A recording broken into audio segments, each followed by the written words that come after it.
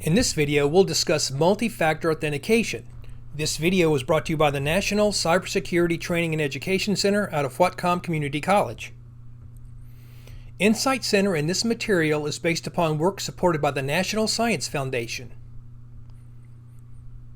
My name is Philip Kreger. I'm a professor of cybersecurity at Embry-Riddle Aeronautical University in Daytona Beach, Florida, and a co-principal investigator of NCyTE.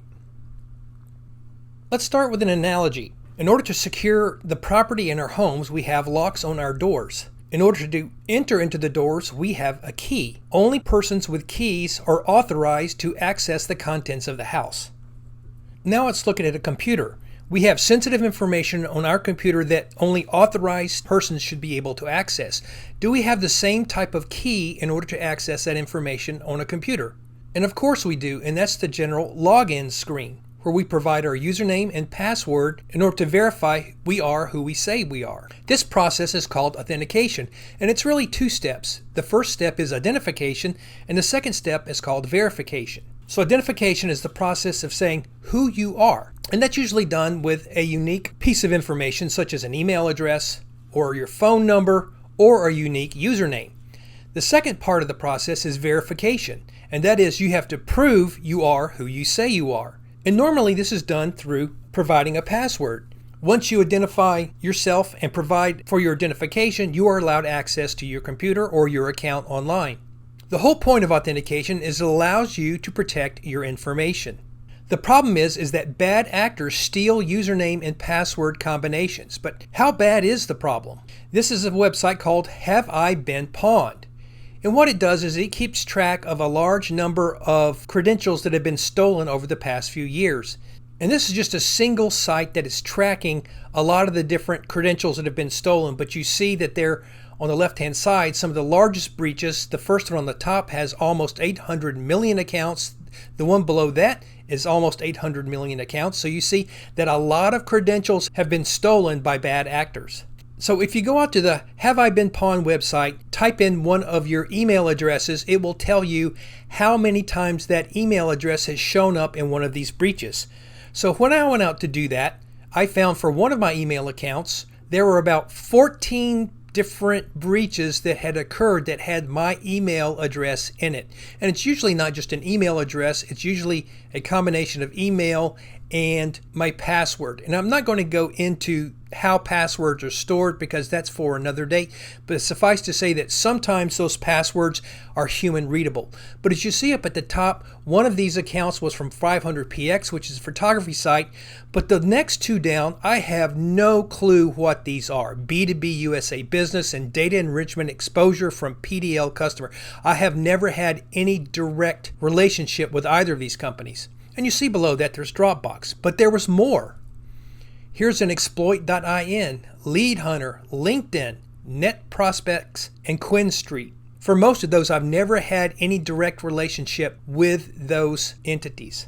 And you think about it, none of this is under your control. Once you have your username and password and you have an account and you start uploading information, you have no control over how that information is protected, including your credentials. If a bad actor is able to identify your username and your clear text password, that is the way you type it in, that means that they can access your account. If you're only using a username and password for authenticating into a system. But the real big problem is that most people only use a handful of username and password combinations. And that's kind of understandable because we're told that we should use a very long password and it should contain uppercase letters, lowercase letters, numbers, and special characters. How do we remember all that? So what we do is that we select maybe a handful of username and password combinations and we either write them down or we remember them. But that's a bad idea. But I'll show you how to solve that. So what I found is that people reuse their passwords on all different types of social media, on their email accounts, and I have about maybe half a dozen email accounts, their school accounts, their work accounts, and their financial institutions. So here I'm talking about banking, but if you're older and you have a retirement account or your IRS account, these would fall under financial institutions, kind of. And notice that I tried to put that in kind of a layer of sensitivity of the type of information that you will find on each of those. Your social media account, if somebody were able to access that, that might not be a big deal. But if they were able to access your work account or your banking account, that would be a big deal. Note, in these types of breaches, a bad actor will use your set of credentials on thousands or hundreds of thousands of websites to attempt to log in. If you reused your credentials, the bad actor could get into any of those accounts that are using the same username and password combinations. How do we solve this problem? Well, there's several ways. We'll talk about multi-factor authentication. What is multi-factor authentication? Multi-factor authentication essentially adds additional layers of security to your accounts, and the most common multi-factor authentication solution is called two-factor authentication. But let's look at all of the factors that could be used in this type of security. So essentially there's three types of verification, and that there's one we use all the time, and that is something you know, something that's in your head, and that's going to be something like a password. But also you could add to that something that you have, for example, some type of physical key, or your smartphone, or a smart card. So those are physical things. And finally, there's something you are, and this is called biometrics. So you could combine something you know, like your password, with a fingerprint or retinal scan.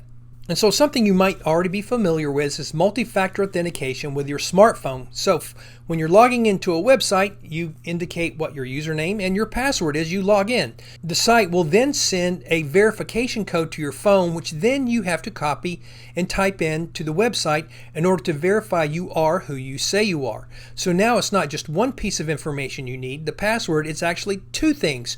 Your password, something you know, and your smartphone, something that you have. If a bad actor has your credentials, they can't log in, for example, if you're using multi-factor authentication with your phone as the second means of authentication. And so this is one of my banking sites, and so notice that I have my online ID and my passcode, so that's my username and password. So once I click sign in, I'm presented with this, which says request for authorization code. So I've selected here to select a phone number and to receive a text message. So my bank then sends a unique code to my phone, as you see on the screen, which I then type into that authorization code text box you see there. I click submit, and now I've used two-factor authentication to access my banking information. And there's many websites now that are allowing users to use multi-factor authentication. And this is some of the cloud computing sites.